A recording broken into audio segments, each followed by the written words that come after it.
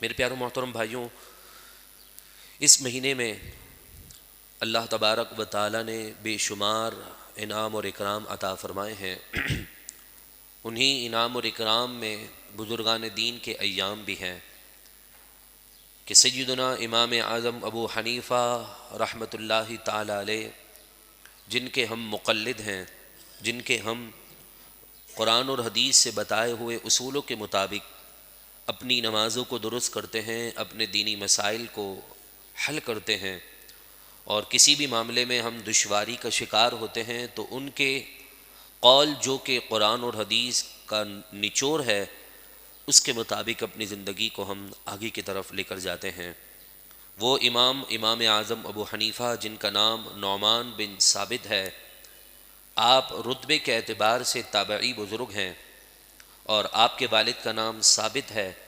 کہ جب آپ کے والد حضرت ثابت کی ولادت ہوئی تو آپ کے دادا جان سیدنا امام اعظم ابو حنیفہ کے دادا جان آپ کے والد کو حضرت علی المرتضیٰ کرم اللہ تعالی وجہہ الکریم کے پاس لے کر آئے۔ آپ نے انہیں خوب دعائیں دیں اور کہا کہ اللہ تمہاری اولاد کے ذریعے سے حدیث اور فقہ کا علم عام فرمائیں۔ رفعت اور شان اور مقام کے اعتبار سے بخاری، مسلم، ترمذی، نسائی اور دیگر صحیح کتابوں کے اندر حدیث پاک ملتی ہے کہ میرے نبی علیہ الصلاۃ والسلام نے فرمایا کہ وقت وہ بھی آئے گا امت پر کہ علم آسمان کی بلندی کو پہنچ جائے گا، ستارہ ثریا کی اعلیٰ اس مقام تک پہنچ جائے گا، یعنی مسلمانوں سے علم اتنا دور ہو جائے گا جتنا وہ ستارہ زمین سے دور ہے۔ تو کہا کہ میرے محبوب نے فرمایا کہ اہل فارس کے رہنے والے لوگوں میں سے ایک شخص اتنا دور علم ہو جائے گا، اس کو لے کر امت کے درمیان تقسیم فرما دے گا۔ علماء نے فرمایا کہ اس سے مراد امام اعظم ابو حنیفہ رحمۃ اللہ تعالی علیہ ہیں کہ آپ کو اللہ نے علمی اعتبار سے بڑا کمال، بڑی رفعت، بڑی شان عطا فرمائی تھی۔ جس طرح ہمارے لوگوں کے درمیان یہ مسئلہ غلط عام ہے کہ بعض احباب نماز کے اندر امام کے پیچھے سورہ فاتحہ پڑھ رہے ہوتے ہیں، یا کوئی سورت جو امام تلاوت کر رہا ہو یاد ہوتی ہے تو ساتھ پڑھنا شروع کر دیتے ہیں،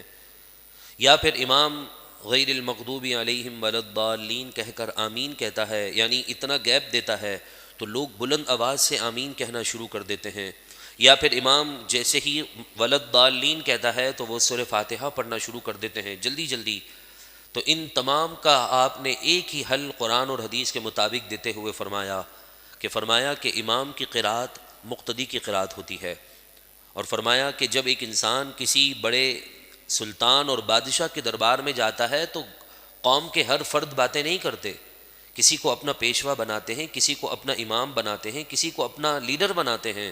اس کا ہاں کہنا قوم کا ہاں کہنا ہوتا ہے، اس کا نہ کہنا قوم کا نہ کہنا ہوتا ہے۔ تو کہا جب مالکوں کے مالک کے دربار میں پہنچیں، سلطانوں کے سلطان کے دربار میں پہنچیں، اور اس کی قدرت اور شان یہ ہے کہ وہ رات کو دن میں داخل کرتا ہے اور دن کو رات میں داخل کرتا ہے، اس کے دربار میں کھڑے ہوں تو ہر بندہ اپنی ہی کہانی سنانا شروع کر دے، تو یہ کہاں کا انصاف ہے اور کہاں کی حکمت ہے؟ تو کہا حکمت بھی یہی ہے کہ جب اللہ کے دربار میں کھڑے ہوں تو امام پڑھ رہا ہے تو مقتدیوں کا پڑھنا کافی ہو جائے گا، کہ دربار میں جب انسان کسی کے جاتا ہے تو ایک بولتا ہے سب بولتے ہیں تو پھر یہ بے ادبی میں شمار ہوتا ہے۔ اور جہاں تک آمین کے متعلق آپ سے پوچھا گیا کہ ولدالین کے بعد آمین کہنا ہے بلند آواز سے کہ دھیمی آواز میں، تو آپ نے بڑے پیارے انداز میں جواب دیا۔ کہا ایک بندہ مالک سے بات کر رہا ہو، اپنے آقا سے بات کر رہا ہو، اپنے حاکم سے بات کر رہا ہو، اور وہ بات مکمل کرے پیچھے سے ایک زوردار آواز آنا شروع ہو جائے تو بھی ادب کے خلاف ہے۔ تو کہا کہ آمین کہنا ہے تو دھیمی آواز میں کہا جائے، تاکہ انسان کی آمین فرشتوں کی آمین سے مل گئی تو اللہ تعالیٰ اس پوری جماعت کی بخشش اور مغفرت فرما دیتا ہے۔ اللہ تعالیٰ نے امام اعظم ابو حنیفہ کو وہ علمی اعتبار سے ملکہ عطا فرمایا تھا۔ آپ عظمت اور شان کے اعتبار سے تابعی ہیں۔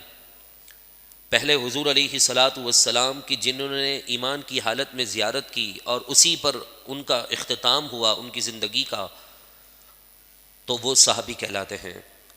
اور حضور علیہ الصلاۃ والسلام کے بعد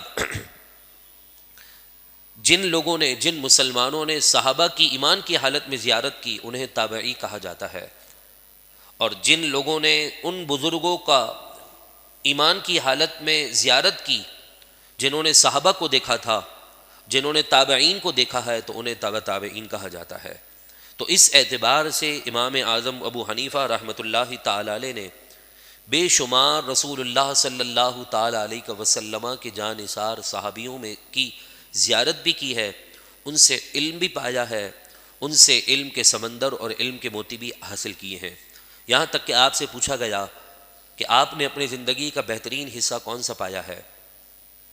تو اس وقت آپ کی زندگی کے 2 سال باقی تھے۔ آپ اللہ والے ہیں، اللہ والوں کو پتہ چل جاتا ہے کہ اب زندگی کتنی باقی ہے۔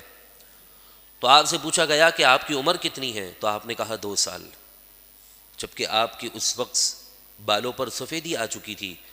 تو کسی نے کہا کہ حضرت کیسی بات کر رہے ہیں، بڑے لوگ تھے، کسی کی مجال نہ تھی کہ بزرگوں کے بارے میں زبان کھل سکیں، وہ دور کتنا پاک صاف دور ہوگا۔ امام اعظم ابو حنیفہ رحمۃ اللہ تعالی علیہ اس کے 2 سال کے بعد اس دنیا سے چلے جاتے ہیں، اور گویا آپ نے رہتی دنیا تک پیغام دے دیا کہ جس کو جو ملا ہے ادب سے ملا ہے، اور جس نے جو کھویا ہے وہ ادب نہ کرنے کی وجہ سے کھویا ہے۔ بڑے بڑے لوگوں کو دیکھا گیا ہے کہ وہ بے ادبی کا شکار ہوتے ہیں تو ایمان سے بھی چلے جاتے ہیں، اور جب نادان قسم کے لوگ، ایک گوار ان پڑھ ٹائپ کے لوگ ادب اور احترام کو اپنی زندگی کے ساتھ منسلک کر لیتے ہیں، جوڑ لیتے ہیں، تو اللہ تبارک و تعالی انہیں رفعت اور شان اور عمل نہ ہونے کے باوجود بھی وہ مقام دے دیتا ہے جو ایک عمل کرنے والے بے ادب انسان کو نہیں مل رہا ہوتا۔ امام اعظم ابو حنیفہ رحمۃ اللہ تعالی علیہ کے پاس کچھ شخص آ کر کہنے لگے کہ جی حضرت، سورہ فاتحہ آواز سے پڑھنی ہے کہ نہیں پڑھنی؟ بہت سارے گروہ آ گئے، کہا کہ ٹھیک ہے میرے پاس آ جانا، بات کر لیں گے۔ سارے لوگ جمع ہو گئے، اور جمع ہونے کے بعد کہا کہ بتاؤ کہ تم میں سے کون مجھ سے بات کرے گا؟ کہا کہ یہ بات کریں گے۔ کہا کہ ان کا کہنا تمہارا کہنا ہوگا؟ بولا ہاں۔ ان کا نہ کہنا تمہارا نہ کہنا ہوگا؟ بولا ہاں۔ بولا اگر یہ بات مان گئے تو تم بھی بات مان جاؤ گے؟ بولا ہاں۔ بولا اگر یہ بات نہ سمجھ سکے تو تمہارا بھی یہی معاملہ ہوگا؟ بولا ٹھیک ہے۔ تو کہا میں بھی تو یہی سمجھانا چاہتا ہوں کہ جب میرے پاس آ کر ایک بندے کو آگے کر دیا ہے تو جماعت میں سب اپنی اپنی گفتگو کیوں کر رہے ہوتے ہیں؟ جماعت میں بھی ایک بندہ آگے کر رہا ہے، اللہ سے باتیں کر رہا ہے، تمہاری طرف سے تمہارے پیغامات دے رہا ہے، تمہاری نماز رب تک پہنچا رہا ہے، تم نے گفتگو کرنے کی حاجت ہی نہیں ہے۔ لہذا ہمیں اپنے بزرگوں سے علمی اعتبار سے تعلق مضبوط کرنا ہوگا۔ امام اعظم ابو حنیفہ رحمۃ اللہ تعالی علیہ کو امام اعظم کیوں کہتے ہیں؟ بعض احباب بڑے اس معاملے میں ناراض ہو جاتے ہیں، حالانکہ دیکھا جائے تو مسجد تو سب اللہ کا گھر ہوتی ہیں، چاہے اس کی ایک صف میں 65 آدمی آتے ہوں، یا ایک صف میں 100 آدمی آتے ہوں، یا ایک صف میں 10 آدمی آتے ہوں، گھر تو خدا کا ہے۔ لیکن ہم رقبے کے اعتبار سے، ہم کیپیسٹی کے اعتبار سے، ہم کراؤڈ کے اعتبار سے کہتے ہیں کہ یہ مرکزی مسجد ہے، وہ چھوٹی مسجد ہے، وہ فلانی مسجد ہے، وہ فلاں برادری کی مسجد ہے، حالانکہ برادریاں اور کمیونٹیاں اور یہ کیپیسٹی اور کراؤڈ تو کچھ بھی نظر نہیں رہتا اللہ کی نظر میں۔ ہمارا جو منظور نظر اور جو مقصد ہوتا ہے گفتگو کا وہ یہی ہوتا ہے کہ یہ کیپیسٹی کے اعتبار سے مسجد بڑی ہے، وہ فلاں اور بڑی ہے، وہ فلانی اور بڑی ہے۔ تو ایسے ہی مسجدوں کی پہچان کے لیے ہم کہتے ہیں کہ یہ بڑی مسجد ہے، یہ چھوٹی مسجد ہے، حالانکہ بڑا اور چھوٹا خود اللہ تبارک و تعالیٰ کے نزدیک کوئی اعتبار نہیں رکھتا ہے۔ ہاں کراؤڈ کے اعتبار سے ہم کہتے ہیں کہ یہ بڑی مسجد ہے، یہ چھوٹی مسجد ہے، ورنہ یہ بھی دیکھا گیا ہے بڑی بڑی مسجدوں میں سکون نہیں ملتا، چھوٹی سی مسجد ہوتی ہے اس میں نماز پڑھنے میں بڑا سکون مل رہا ہوتا ہے۔ کبھی کبھی ایسا بھی دیکھا گیا ہے کہ عالی شان خوبصورت مسجد بنی ہے لیکن دل اس میں نہیں چاہ رہا ہوتا، اور وہ جو پرانے زمانے کی مسجدیں ہوتی ہیں جس میں بظاہر پنکھے بھی پرانے زمانے کے ہوتے ہیں، سکون اور اطمینان وہاں سجدہ ادا کرنے میں وہ مل رہا ہوتا ہے۔ تو بلا تشبیہ بلا مثال امام تو سب ہیں، اللہ نے فقی اعتبار سے چاروں اماموں کو رتبہ دیا ہے، امام شافعی کو بھی، امام مالک کو بھی، امام احمد بن حنبل کو بھی۔ ان تینوں کے اعتبار سے اگر ہم کسی کو بڑا امام کہتے ہیں تو وہ نعمان بن ثابت، جنہیں حنفی اپنا امام مانتے ہیں، ان کا نام نعمان بن ثابت ہے، دنیا انہیں امام اعظم ابو حنیفہ کے نام سے جانتی ہے۔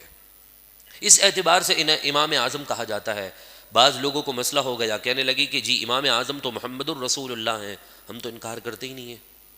ہم تو کہتے ہیں صدیق اکبر بھی محمد الرسول اللہ ہیں، فاروق اعظم بھی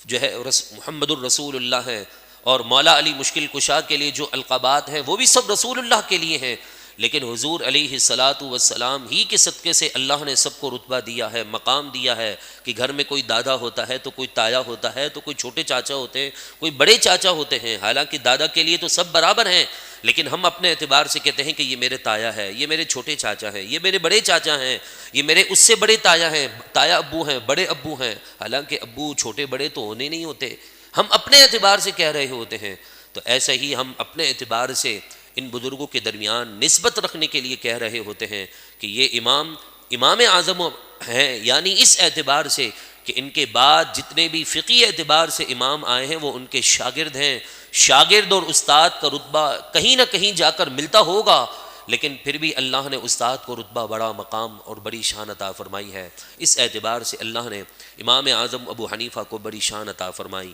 آپ کے کلام میں بڑی جاذبیت، آپ رتبتاً رفعتاً اللہ تبارک و تعالیٰ کے دربار سے قرآن اور حدیث کا وہ علم پا چکے ہیں کہ اس علم کے متعلق خود امام شافعی رحمۃ اللہ تعالیٰ علیہ فرماتے ہیں، میں ایک ایسے بندے کو بھی جانتا ہوں، اگر وہ سامنے ایک پلر تھا آپ کے شاگردوں کے، تو آپ نے اشارہ کر کے کہا کہ اگر یہ پلر جو لکڑی کا بنا ہوا ہے، اگر میں ایسے بندے کو بھی جانتا ہوں اگر یہ اس کو سونے کا کہہ دے تو وہ قرآن اور حدیث سے اس کو سونا ثابت کر سکتا ہے، اللہ نے وہ علم دیا ہے۔ اس کے دو معنی ہیں، ایک تو معنی یہ ہے کہ قرآن اور حدیث سے ثابت کر دے، اور دوسرا رتبہ اللہ کے یہاں ایسا پیارا ہے کہ وہ زبان سے نکال دے تو اللہ اس لکڑی کو سونے میں تبدیل فرما سکتا ہے۔ اتنی بڑی شان اللہ نے امام اعظم ابو حنیفہ کو دی ہے۔ 2 شعبان المعظم آپ کا جو ہے یوم وصال ہے، ہمیں اپنے بزرگوں کی نسبت کا خیال رکھنا ہوگا۔ آج شعبان المعظم کی جو 5 تاریخ ہے، 3 دن قبل شعبان المعظم کی 2 تاریخ آپ کا وصال رہا، آپ ابتدائی بزرگوں میں سے ہیں، بس دعا ہے اللہ تعالی ہمیں بزرگوں کا ادب اور احترام کرنے کی توفیق عطا فرمائیں۔